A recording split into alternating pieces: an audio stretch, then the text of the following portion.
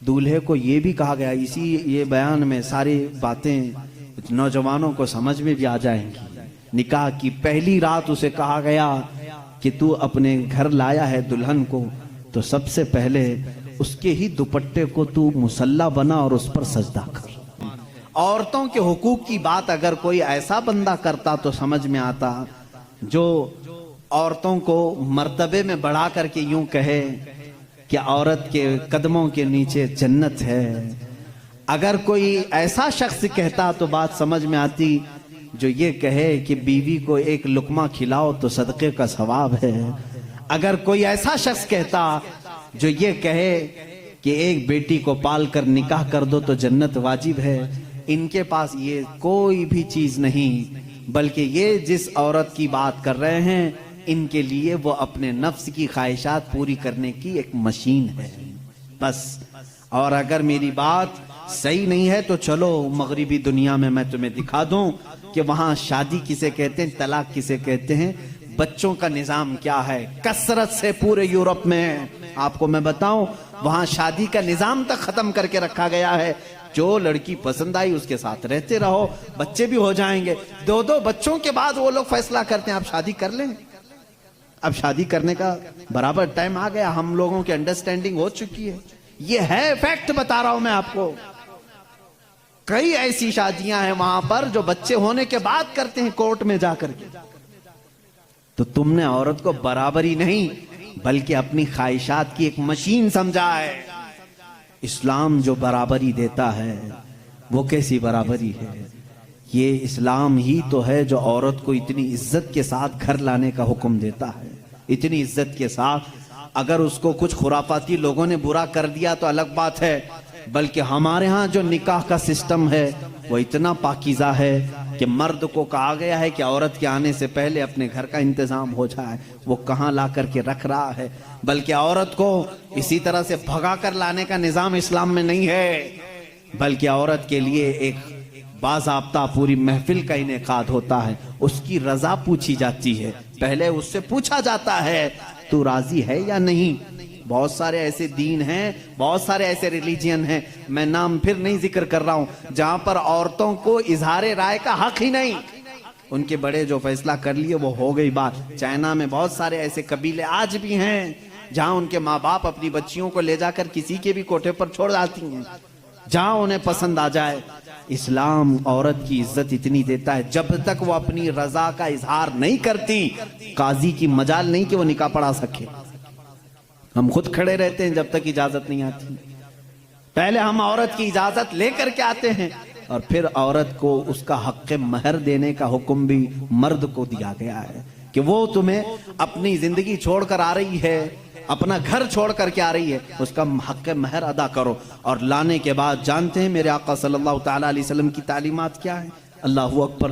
हुजूर अकरम सल्लल्लाहु अलैहि वसल्लम ने ताकीद के साथ फरमाया है कि औरतों के साथ सख्ती ना करो। अपने आखिरी खुतबे में हुजूर ने अरफात के मैदान में ये बात तक फरमाई, औरतों के मामलात में अल्लाह से डरो, हद से ज्यादा ना बढ़ो, औरतों के साथ इतनी सख्ती ना करो। मारने को मना किया, कभी इनके चेहरे पर ना मारना, कभी इनके खानदान को ताना ना मारना, कभी इनको इतनी बुरी गाली ना देना कि दिल टूट जाए। ये तमाम अहकाम इस्लाम ने इसी औरत की इज्जत ही के लिए तो दिए हैं। और फिर जिस वक्त वो आए, बुजुर्गों ने ये रिवाज भी रखा है कि हम अपनी बेटियों को अपने घरों से कुरान पाक देकर के रुखसत करते हैं, कुरान के साथ उसे भेजते हैं। और घर लाने के बाद जानते हैं, ये आला हज़रत रज़ियल्लाहु ताला अन्हु ने लिखा भी है। आला हज़रत फरमाते हैं जब नई दुल्हन घर में आए तो उसके पैरों का धोवन जो है वो अगर घर के चारों कोनों में डालो तो बरकत आए। वो आ रही है अपना रिस्क लेकर के आ रही है, अपना रिस्क लेकर के आ रही है। यहां तक हमारे लिए कहा गया, बल्कि दूल्हे को ये भी कहा गया, इसी ये बयान में सारी बातें नौजवानों को समझ में भी आ जाएंगी।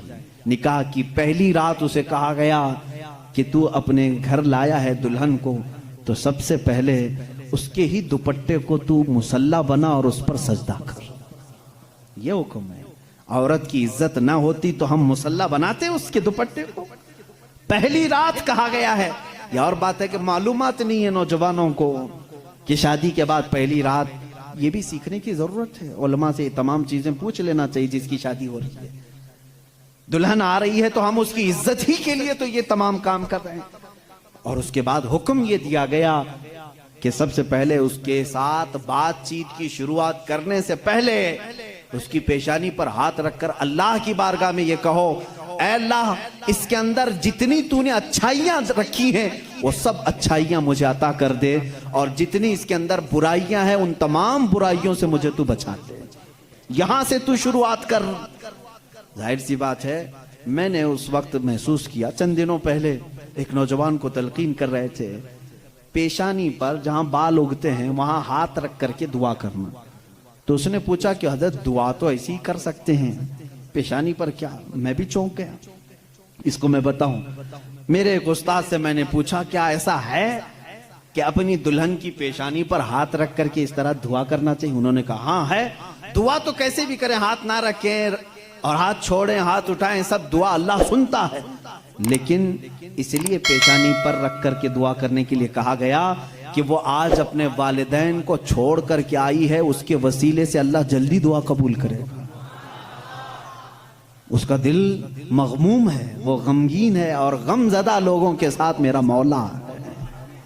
وہ اپنے والدین کو چھوڑ کر کے تیرے گھر آئی ہے، وہ مغموم ہے، بہت غم زدہ ہے، آج اس کی پیشانی پر ہاتھ رکھ کر کے دعا کرو۔ میرا اسی دن یہ ذہن سمجھ گیا کہ اسلام نے عورت کو وہ مقام دیا ہے، وہ عزت دی ہے۔ ہم نے اس کو اپنے جسموں کو سکون پہنچانے والا آلہ نہیں سمجھا، مشین نہیں سمجھا، بلکہ حقیقی مسلم وہ ہے جو اپنی عورت کی عزت بھی کرے، احترام بھی کرے۔ اللہ کے رسول صلی اللہ تعالیٰ علیہ وسلم نے جو فرامین دیے ہیں